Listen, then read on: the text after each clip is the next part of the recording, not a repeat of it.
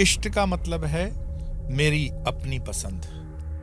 What is my choice. अगर मंत्र positive है, इष्ट पॉजिटिव है, भगवान पॉजिटिव है, तो उसकी साधना नेगेटिव कैसे हो सकती है। भक्त अगर भगवान को ढूंढ रहा है तो भगवान भी भक्त को ढूंढता है। तो जो आपका इष्ट है वो भी आप तक सिग्नल भेजता रहता है। नमस्कार, नमो नारायण। कुल देवता को कैसे पहचाने, उस पर एपिसोड बने कुछ दिन हो गए और आप लोगों ने उसको बहुत प्रशंसा भी की कि कुल देवता के विषय में उस एपिसोड को जरूर देखें आप, क्योंकि कुल देवता की जानकारी उससे मिलती है। लेकिन आज हमारा विषय है इष्ट देवता को कैसे जाने। तो सबसे पहले तो डिफरेंस समझ लो। कुल देवता, कुल मीन्स फैमिली, जो फैमिली हेरिडिटरी से आ रहा है, फैमिली लाइनेज से आ रहा है, परंपरा से आ रहा है, वो है कुल देवता। जो कि आजकल न्यू जनरेशन को पता ही नहीं होता। लोग कमाने चले जाते हैं विदेशों में तो उनको पता ही नहीं कि हमारा कुल देवता क्या है। या बोलेंगे हाँ गांव में एक है तो सही हमारी देवी, मैं जाता हूँ साल में एक आध बार। तो कैसे जाते हो? बस दर्शन करने चले जाते हैं। अरे भाई खाली हाथ नहीं जाया करो। हम बताते हैं अपने मंत्र दीक्षित को, कम से कम कुल देवी के मंदिर में जाओ तो एक साड़ी चुन्नी या श्रीफल, मिठाई इत्यादि दिया लगाया करो। और वहाँ के पुजारी को भी तुम ये थोड़ा बहुत प्रणामी दिया करो, क्योंकि वो कुल देवी की सेवा में है। दूसरा, उसमें विस्तार से मैंने बताया है कि अगर कुल देवी नहीं है तो फिर कलश की स्थापना वगैरह कर कर अपने घर पे उसकी आवाहन आप कर सकते हो, चाहे आप नाम जानते हो कि न जानते हो। तो वो एपिसोड अगर आप देख लेते हो तो कुल देवता तो आप समझ ही गए। अब आते हैं इष्ट देवता। इष्ट का मतलब है मेरी अपनी पसंद। What is my choice. मुझे कौन से स्वरूप में प्रीति है। ये हो सकता है कि कुल देवता जो हो वो शिव जी हों कुल के, और मुझे भैरव पसंद हो सकता है कुल में दुर्गा या काली की पूजा होती हो, मुझे लक्ष्मी पसंद हो। तो आज जिसकी हम बात कर रहे हैं वो अपने इष्ट यानी अपनी चॉइस या मेरी अपनी पसंद का जो स्वरूप है उसके ऊपर। मुझे बहुत कहते हुए खुशी हो रही है कि कई ऐसे मेरे मंत्र दीक्षित अलग धर्म के भी लोग हैं जो कहते हैं कि हम जानते हैं कि इतनी पीढ़ियां पहले हम सनातनी थे, कारण से सनातन के बाहर गए। अभी मेरा इष्ट जो है या मेरी अपनी प्रीति हनुमान जी पे है या राम जी पे है या कृष्ण पे है, तो उसका मंत्र वो लेते हैं और पूजा पाठ और जो भी उसका नियम है वो कर रहे हैं। तो क्या है इष्ट देवता, इसमें कोई कंफ्यूजन अब आपका नहीं रहना चाहिए। इष्ट देवता मीन्स योर ओन चॉइस। कुल देवता मीन्स फैमिली का, दादा परदादा ने जो सिलेक्ट किया होगा। और इसमें जो पूजा में आपने देखा होगा पंडित एक श्लोक स्टार्टिंग में पढ़ते हैं, इष्ट देवता भ्यो नमः, कुल देवता भ्यो नमः, ग्राम देवता भ्यो नमः। ग्राम मीन्स अपने विलेज, अपने एरिया का। ग्राम देवता भ्यो नमः, स्थान देवता भ्यो नमः। तो ग्राम के बाद जैसे हम जिस आश्रम की हमारी ग्राम देवी है वो पादर देवी माता मंदिर है, वो ग्राम की है। स्थान देवता भ्यो नमः, स्थान देवता भैरव जी हमारे, त्रिपुर भैरव। तो इष्ट देवता भ्यो नमः, कुल देवता भ्यो नमः, ग्राम देवता भ्यो नमः, स्थान देवता भ्यो नमः, वास्तु देवता भ्यो नमः। तो भवन का जो वास्तु है उसका भी देव है, उसका यंत्र वगैरह से शुद्धिकरण होता है। सर्वेभ्यो देवेभ्यो नमः। तो ऐसे देवता उपदेवता, जब देवता उपदेवता बोलूं तो वो ईश्वर परमेश्वर में मिक्सअप नहीं करना। प्राइम मिनिस्टर की ऑफिस अलग है, छोटे छोटे मिनिस्टर्स की, म्यूनिसिपल काउंसलर्स की अलग है। तो हर एक को अपना अपना काम दिया हुआ है। सनातन की ये विशेषता है कि हमारा धर्म किसी व्यक्ति पे आधारित नहीं है। सबको अपना अपना काम प्रकृति ने दे रखा है और प्रकृति अपना अपना काम करती है। इसीलिए आप देखोगे सनातन के अंदर जल का भी देवता वरुण है, तो अग्नि का देवता भी है, तो इंद्र भी है, तो वायु भी है। ये सब एलिमेंट्स हैं, इसको मानना पड़ता है। और नहीं मानने से एक डिबेट में उतरने का कोई फायदा नहीं है। मानो तो ठीक, न मानो तो जयराम जी की, पर मानना पड़ता है। वैज्ञानिक दृष्टि से मानना पड़ता है। जिस तरह ब्लड ग्रुप होते हैं ना, ब्लड ग्रुप में ABCD जो भी है, तो क्यों लाल एक ही रंग है, मान लो ना। तुम्हारे वाले ने सबको एक ही पैदा किया हुआ तो खून एक ही कर लेता। तो कुछ चीज़ों के अंदर आर्ग्यूमेंट्स नहीं होती, और बेवकूफ़ों से तो बिल्कुल आर्ग्यूमेंट नहीं हो सकती है। तो देव होना, इष्ट देवता का दर्शन, इष्ट देवता का एक अपना फीलिंग आना चाहिए। इष्ट देवता मीन्स मेरी अपनी चॉइस है, मेरी अपनी लाइकिंग है, तो उसका मुझे थोड़ा बहुत तो अनुभव होना चाहिए। जैसे मैं अपना ही उदाहरण आपको बताऊं, मेरा परिवार जो है, पिताजी से पहले भी हम माँ अंबिका को अपने कुल देवी मानते हैं। अब माँ अंबिका कुल देवी है, लेकिन पिताजी ने फिर दुर्गा जी को अपना इष्ट माना। लेकिन जैसे जैसे मैं आगे बढ़ा व्यक्तिगत आधार पर, तो मुझे लगा कि मेरा रुझान एक ऐसे स्वरूप की तरफ है जो माँ का है, तो माँ का ही स्वरूप, परंतु वो थोड़ा अलग है। ना वो अंबिका में है, ना वो दुर्गा में है, वो श्री विद्या के राज राजेश्वरी में है। तो राज राजेश्वरी की तरफ बढ़े तो अपने आप मार्गदर्शन का भी एक मार्ग खुलता है। तो अनायास ही श्री ललिता सहस्त्र नाम की पुस्तक हाथ में आती है, तो माँ के 1000 नामों के विषय में चिंतन बढ़ता है। स्टूडेंट लाइफ के अंदर उसको पढ़ना, फिर उसको समझना, और फिर धीरे धीरे उसकी जो 4 दीक्षाएं होती हैं, वो दीक्षा प्रथम पाद, द्वितीय, तृतीय, अभिषेकम, जो भी उसकी विधि है, और इस तरह से श्री विद्या के अंदर आते हैं। तो आज की तारीख में मैं कह सकता हूँ कि हमारी कुल देवी भले अंबिका रही, पर मेरी इष्ट देवी जो है वो राज राजेश्वरी श्री विद्या के अंतर्गत है। और उसका अनुभव ये होता है कि आप उसके साथ अपनी अलाइनमेंट महसूस करते हो, आप अपने आप को उसके साथ जुड़ाव में महसूस करते हो। माँ के साथ एक स्पिरिचुअल कम्युनिकेशन, एक इसको बोलेंगे ना हेल्यूसिनेशन वाला नहीं, विकराल हो जाए मन जो है उसमें थोड़ी सी त्रुटि आ जाए, इस तरह का विचार नहीं होना चाहिए। हेल्यूसिनेशन के विचारों में नहीं घूमना चाहिए। प्रत्यक्ष अनुभव को वैज्ञानिक आधार पे आप स्वयं भी चेक करो कि मेरा जो अनुभव है वो कितना वैज्ञानिक है। होता है ना, हम जब मंत्र दीक्षा वगैरह देते हैं तो तीसरे चौथे दिन ही कोई कहता है मेरी कुंडली जागृत हो गई। अरे भैया, इतनी जल्दी कुंडली जागृत हो गई तो फिर बताओ, तुम तो रामकृष्ण परमहंस हो गए। तो ऐसा हेल्यूसिनेशंस नहीं पालने की ज़रूरत नहीं है। हाँ, ये ज़रूर है कि जो ड्रेनेज की लाइन पाइप की बहुत दिनों से बंद थी, उसमें अगर पानी आया तो थोड़ा बहुत बुड़बुड़ बुड़बुड़ आप फील करते हो, तो वो ड्रेनेज साफ़ हो रही है, प्रारब्ध के कर्म साफ़ हो रहे हैं। मैं आपको लेमेंस लैंग्वेज में इसीलिए समझाता हूँ ताकि आप समझ सको कि क्या इफेक्ट करता है मंत्र। तो इष्ट देवता को सबसे पहले एक काम इष्ट देवता करेगा, जब आप इष्ट देवता से जुड़ गए, आपने अपने इष्ट को स्वीकार कर लिया कि यही मेरा इष्ट है, तो उसको फिर प्रार्थना करेंगे कि मुझे इस मार्ग का गुरु भी मिल जाए, और गुरु के लिए प्रार्थना होनी चाहिए। इस आधार पे मत रहना कि गुरु शिष्य को ढूंढता है, नहीं भाई, आजकल गूगल जो है ना वो आपको ढूंढ लेता है, या आप गूगल को ढूंढते हो। गुरु आपको ढूंढता नहीं है। गुरु को ढूंढने के लिए मीरा भाई को भी मेहनत करनी पड़ी थी, कबीर दास जी को मेहनत करनी पड़ी थी, तो तुम उससे ऊपर हो नहीं। गुरु को ढूंढने के लिए प्रार्थना तो कम से कम करनी चाहिए। तो गुरु तत्व जागृत हो, और गुरु उस पद्धति से आना चाहिए। गुरु कौन होगा, उसके लिए नियम है शास्त्र की। गुरु की एक परंपरा होती है, जैसे मैं हमेशा बताता हूँ, हमारी गुरु परंपरा नारायणम पद्मभवम वशिष्ठम शक्तिम च तत्पुत्र पराश्रम से करते करते करते शंकराचार्य रामकृष्ण परमहंस और एक परंपरा में आए।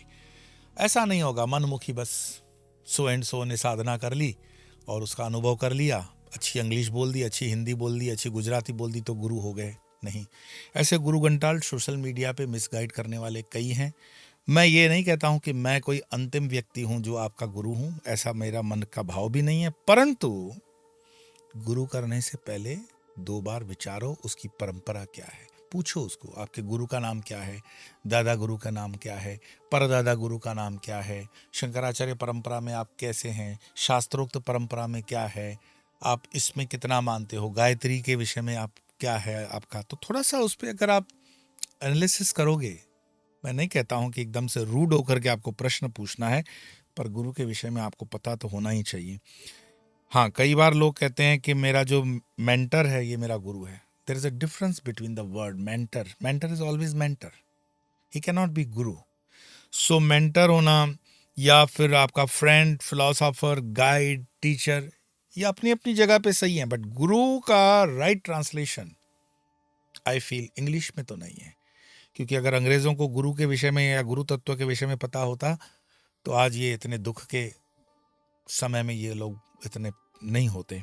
तो गुरु तत्व को जागृत करने की सबसे सरलतम विधि है बचपन में ही, एक सही उम्र के अंदर 8 साल 7 साल की उम्र में अपने बच्चे को, चाहे लड़की हो, लड़का हो, बेटी हो, बेटा हो, उसको गायत्री मंत्र की दीक्षा देना। अगर माँ का गायत्री मंत्र का दीक्षा हो चुका है तो माँ अपने बच्चे को गायत्री मंत्र की दीक्षा दे सकती है।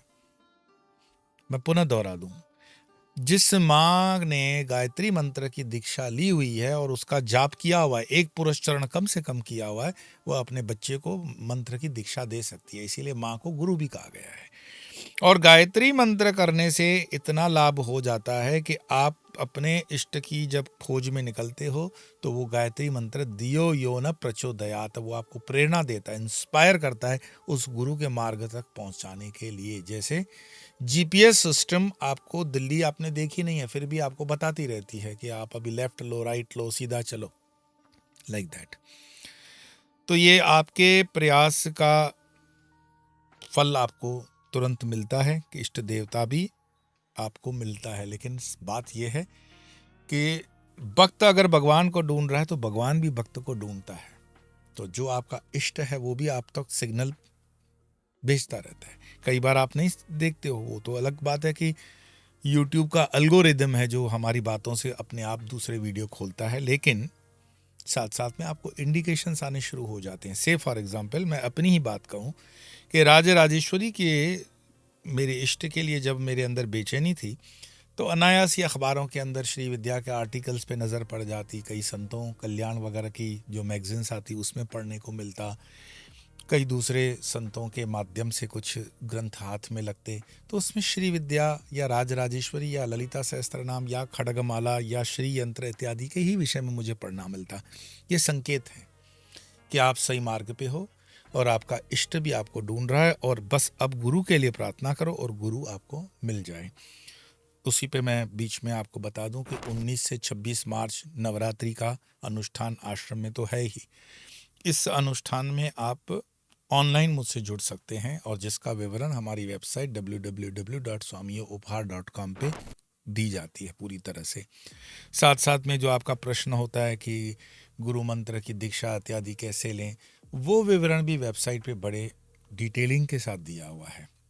और अब तो और भी अच्छे तरीके से उसको टेक्नोलॉजी का सहारा लेकर के मेरे ख्याल से फेरबदल भी किया जा रहा है, तो उसका आप लाभ लेंगे। मंत्र दीक्षित जो साधक होते हैं, जो अपना इष्ट बताते हैं, जिनका कोई हनुमान है या भैरव है या काली है, दुर्गा है, तो जैसे ही उस मंत्र की दीक्षा लेकर के अपने इष्ट की तरफ वो यात्रा करते हैं तो तुरंत अपने अनुभव, पॉजिटिव अनुभव बताते हैं। कभी कभार कुछ सुनी सुनाई चीज़ों को जब हम ब्लॉक कर देते हैं माइंड के अंदर, तो हम उन चीज़ों से थोड़ा बहुत डर करके भी 1% 2% ऐसे साधक होते हैं जो बोलते हैं कि अनुभव मेरा थोड़ा ये रहा, मैं रात में नींद नहीं आई, ये नहीं आई, but too much of negative thinking की वजह से ये सब होता है। अगर मंत्र पॉजिटिव है, इष्ट पॉजिटिव है, भगवान पॉजिटिव है, तो उसकी साधना नेगेटिव कैसे हो सकती है। जैसे मिश्री मीठी है, शक्कर मीठी है, मिठाई मीठी है, तो कोई अगर कहे कि ये मीठा खाने से मेरे मुंह में कड़वाहट आती है तो दोष किस में है। तो आध्यात्मिक साधना के अंदर मुझे लगता है जब आपका इष्ट सही है, गुरु मंत्र सही है, गुरु सही है, गुरु परंपरा सही है, तो अनुभव गलत नहीं हो सकता। पर हाँ, इनिशियल समय में आपको प्रेयर का सहारा लेना पड़ता है। प्रार्थना हर चीज़ की दवा है और प्रार्थना से ही हर मार्ग खुलता है। मान लीजिए किसी कारण से आप गुरुमुखी नहीं हो, आपके पास गुरु मंत्र नहीं है, कोई बात नहीं, आपके पास कम से कम ओम नमः शिवाय, राम राम, राधे राधे या त्र्यंबकम यजामहे, ओम नमः शिवाय जैसे कई मंत्र और हैं, उसका सहारा लेकर के, गायत्री मंत्र का सहारा लेकर के प्रारंभ करो और ये प्रार्थना करो कि मेरा गुरु मुझे मिल जाए। जो भी आपके हिस्से का गुरु हो, वही गुरु आपको आपके इष्ट की तरफ यात्रा में आपकी मदद करता है। जैसे हम हमेशा कोई मंत्र दीक्षा के लिए अप्लाई भी करता है तो उसको पहले पूछते हैं कुल देवता क्या है, इष्ट देवता तुम्हारा क्या है। कई बार नहीं पता होता है तो फिर उसमें उस चीज़ को 5-10 मिनट ज़्यादा दे करके भी उसका उसके इष्ट के अनुसार बीज मंत्र दिया जाता है। पर इस चीज़ के अंदर बहुत, जिसको बोलते हैं ना, एकेडमिकली विचार करना नहीं चाहिए। गुरु जो है उसको पता है आपको क्या देना है, कितना देना है, कब देना है, क्यों देना है। लेकिन आपके भीतर ये जरूर है कि जो आप आध्यात्मिक यात्रा कर रहे हो, कुल देवता तो पता है इष्ट देवता के लिए, उसमें सबसे पहले ये चीज तब आती है जब आपको अपने मनुष्य जीवन के प्रति थोड़ी सी चेतना हो, थोड़ा जागरण हो। जागरण क्या? हु एम आई, मैं कौन हूं, वेयर एम आई या फ्रॉम वेयर एम आई, मैं कहां से हूं, या वाई एम आई, मैं क्यों हूं, और टिल व्हेन एम आई, मैं कब तक यहां पर हूं, और व्हाट एम आई, मैं सिर्फ पंच तत्व हूं क्या या उससे आगे हूं। मांडुक्य उपनिषद। तो ये जो 5 मैंने डब्ल्यू आपको बताया, who am I, what am I, where am from, where am I, till when am I, why am I, या 5 क जो मैंने बताया, कौन हूँ, कहाँ से हूँ, क्यों हूँ, कब तक हूँ, कहाँ मुझे जाना है, ये ही बेचैनी आपको उसके राह पर ले जाएगी। और ये बेचैनी धीरे धीरे आपको आपके इष्ट से मिलाती है, लेकिन कुल की देवी की कृपा भी उसमें लगती है डेफिनेटली। और बाकी भी चीज़ें जैसे ग्रंथ वगैरह, जैसे मैं कहता हूँ अपने तब तक ग्रंथ को पढ़ो, जैसे गीता है, गायत्री का मंत्र है, ये आपको मदद देते हैं। दुनिया में ये असंभव है कि कोई कहे कि मुझे अष्ट का अभी भी अनुभव नहीं हुआ। अगर आप गुरु मंत्र लेते हो, गुरुमुखी हो, कहाँ से भी आपने मंत्र लिया है और गुरु परंपरा में है, तो वो इष्ट आपको अनुभव देता है। वर्तमान के इस समय में जिस तरह की तीव्र हम ऊर्जा का अनुभव करते हैं, तो हनुमान जी की, पंचमुखी हनुमान जी की, भैरव की, काली की, दश महाविद्या, नवदुर्गा, इन मंत्रों में साधक हमारे पास, क्योंकि हमारा इष्ट हमारा कुल है, उस तरह के ही साधक हमारे पास आते हैं। तो ये एक मैं देख रहा हूँ युवानों में भैरव बीज मंत्र के प्रति बहुत अच्छा समर्पण भाव है। इसी समर्पण भाव को समझेंगे, समझ कर आगे बढ़ेंगे।